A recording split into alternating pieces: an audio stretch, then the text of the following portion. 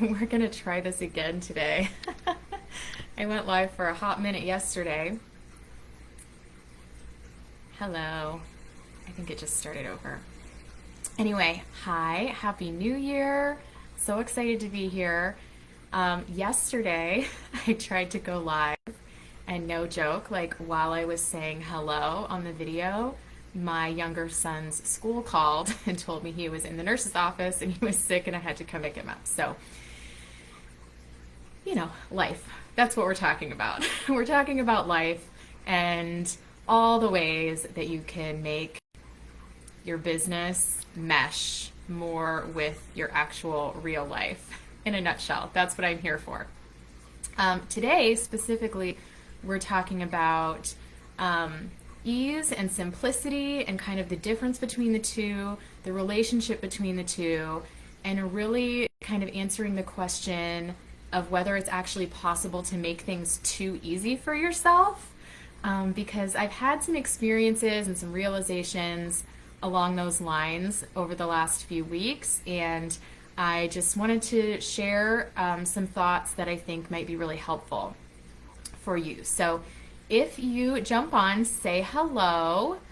If you don't know me, I'm Jenna, and I love all things organization and efficiency and time management and helping women create systems and flows in their business. And even if you do know me, there's going to be a little bit of a shift to where I'm also going to be talking more about how to do those same things for your home, because our business and our home are not separate from each other, right? Like they're all part of the thing that is our life. And especially for those of us with online businesses who are working from home and growing our businesses inside of our homes, we want home and business to support each other and to work together instead of competing for our time and attention, instead of butting up against each other.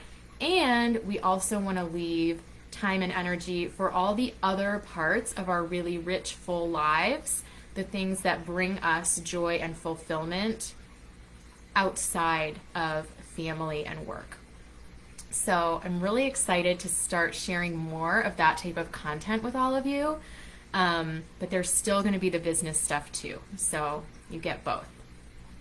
All right.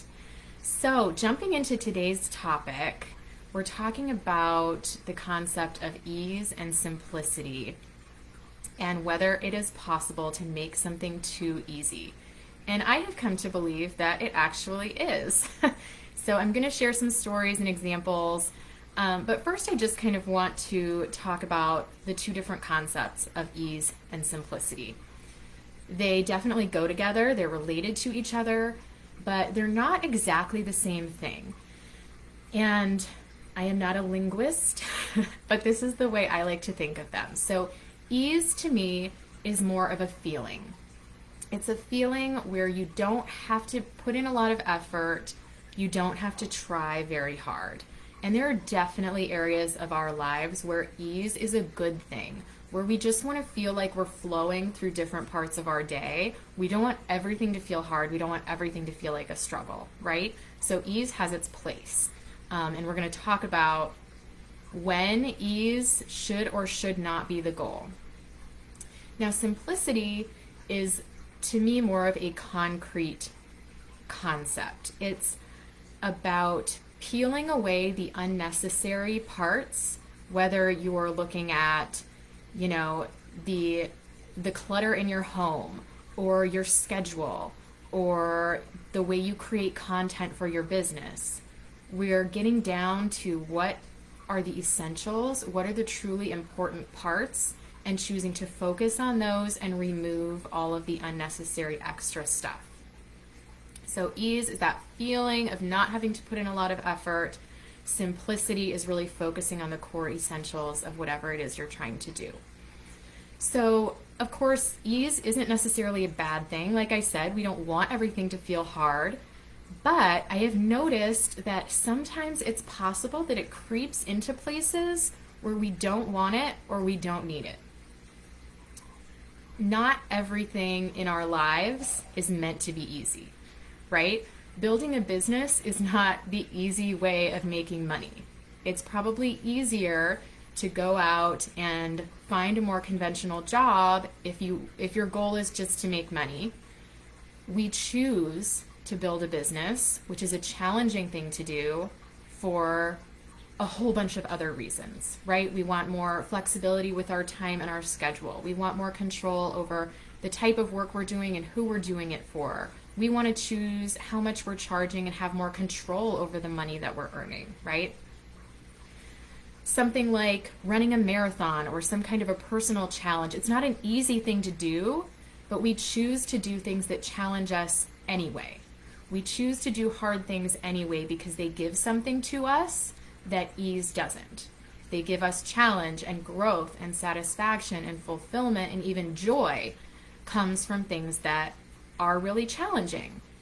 So I'm reading a book right now called On Purpose. It's by Tanya Dalton, and there was just there's a lot of good stuff in there, but there was a sentence that really stood out to me the other day that I just wanted to share with you. So I'm going to read it from my phone. But she says, as much as we seem to enjoy comfort and routine, we are often happiest when challenged and making progress.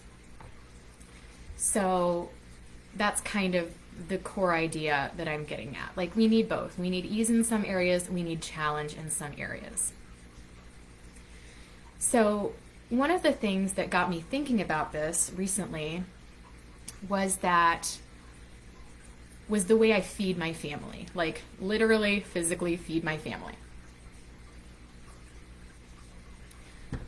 This is one of those things where I choose the hard way a lot of times.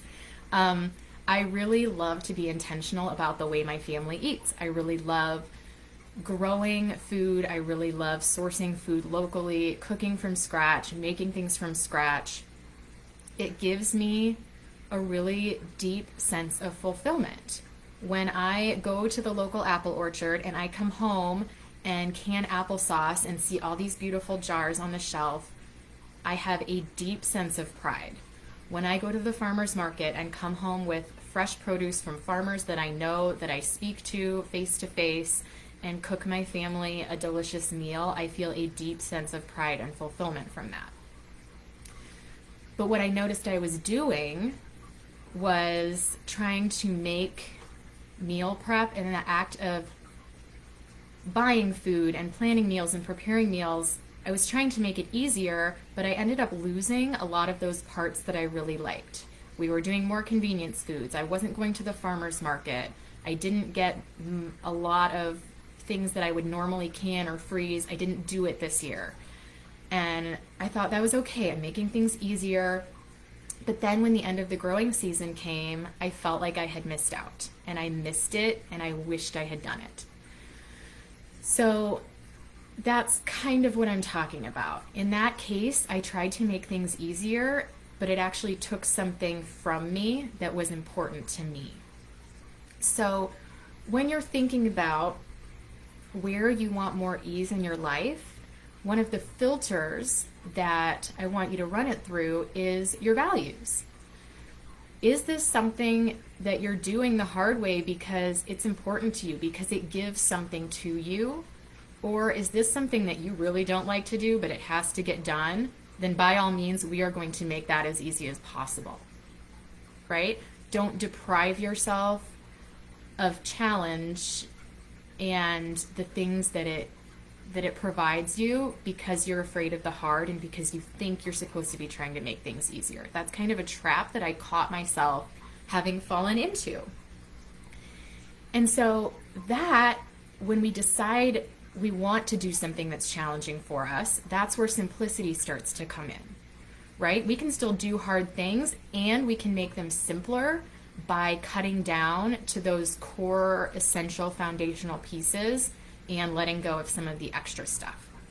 So simplicity is where you focus in. You've decided, yes, I want to do this thing. It's important to me. It is going to take some effort, but we're going to focus in and make a plan and streamline it and remove roadblocks between you and the thing that you really want to do, right? So going back to the example of wanting to source local food, cook from scratch, preserve foods, things like that, that I enjoy doing. This does not have to be one of your values by any means. It just happens to be one of mine that came up for me recently.